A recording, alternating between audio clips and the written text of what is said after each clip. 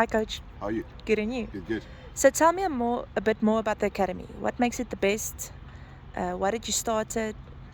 And all about. Yeah, look, I think, if you look at how we actually even named it, we named it the KPM Academy of Sports and Life Skills because we use sport as a tool of working with kids' life skills. The life skills include hardworking, confidence levels, patience, anxiety levels, all those things. So we actually, our sort of motto is that we coach the players first before we can coach the sport, which is quite a rare skill that we have, because not a lot of academies do it. We do it. We sort of like, we can't coach the child if they are not okay. We start by making sure that they're emotionally okay first. That's why I think we're getting a lot of kids into the academy because of that specialty that we are working on. So a lot of kids that come here, no confidence, think they can't run, think they are too slow, or think. If you think about it as well, even if when we something very interesting, even if when you ask them questions, some of them don't answer because they think they're going to be wrong.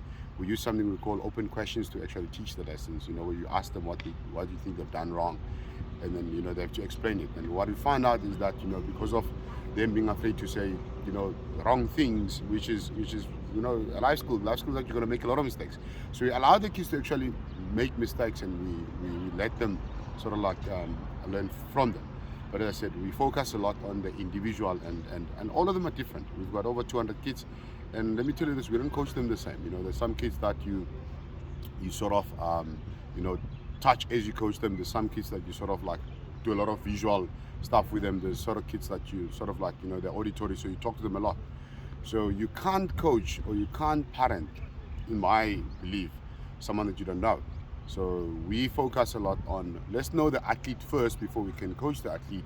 Then from them you can get the best out of them. That's why we get kids that are at the bottom of the ranking list in their schools, or at the bottom of ranking list in whatever they play for, and then all of a sudden they come top because we use tennis to coach them. We coach the life skills and make sure that whatever stories they're going through, we're there with them. And the stories are there, there's some kids that have been here for 8, 9, 10 years that we've been working on something different every year. So we believe that, as you're working with confidence, you work with confidence until the child is confident enough to take, let's say, a risk on the tennis court. And if you're working with, self-esteem, low self-esteem issues, you work with low self-esteem issues.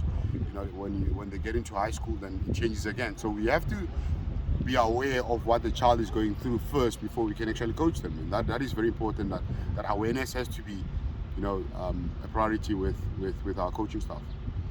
Okay, thank you so much for sharing that information. No problem. Thank you.